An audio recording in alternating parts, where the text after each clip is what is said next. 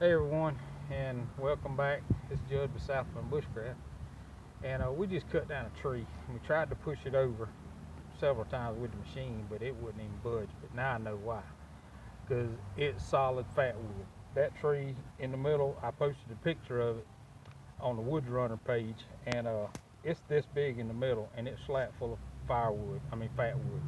But here's one of the slabs, and it is solid resin all through here. It is just, you can see through it just as pretty amber color as you want. But I wanted to shoot this quick video and show y'all a technique to making fire.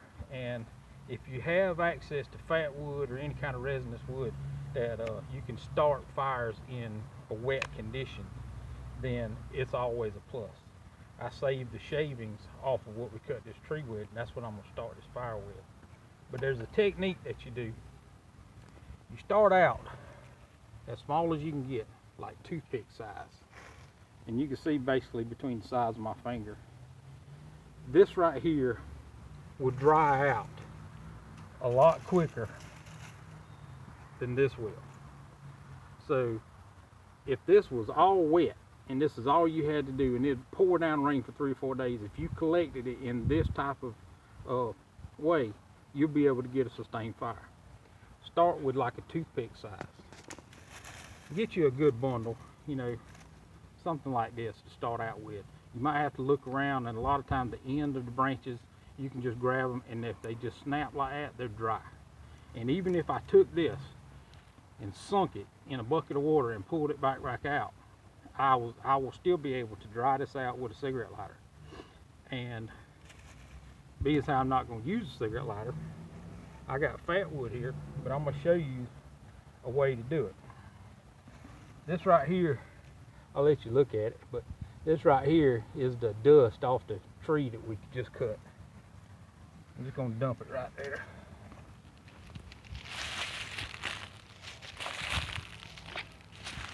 And I tried this just a few minutes ago, and hopefully it'll have the same process.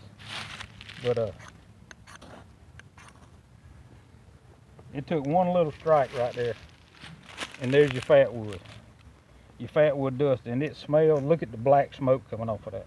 And you don't have to get in no hurry because you got a good little pile. Go ahead and put your tools up.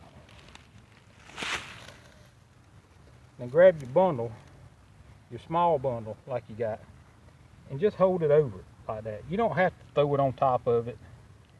And if it's wet, you can hold it right above your fire, just like this, and it'll dry it out quicker than you can dry out a big piece of wood. You probably hear it popping here in a minute, but you see right there, you already got it starting to go.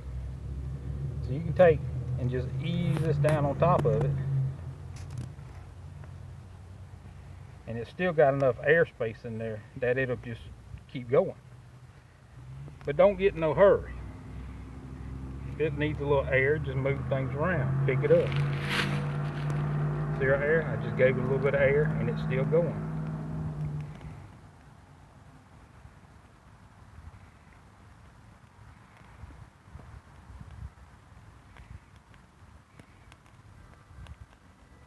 There we go.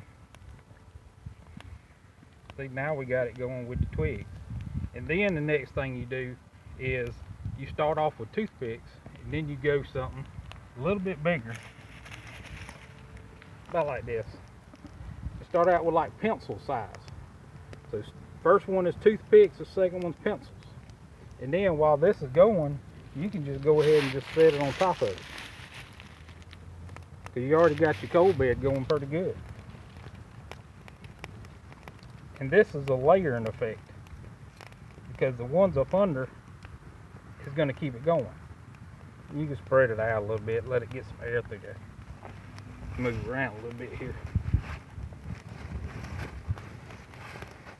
And then the last thing you want to do to get the good coal bed going is find stuff about the size of your finger, a little bit smaller, maybe your pinky or something like that. Finger size. Now you got toothpicks, you got pencils, and then you got fingers. So once you got this going like this here, then you go ahead and start putting your pencil size stuff on there. I mean your finger size stuff on there.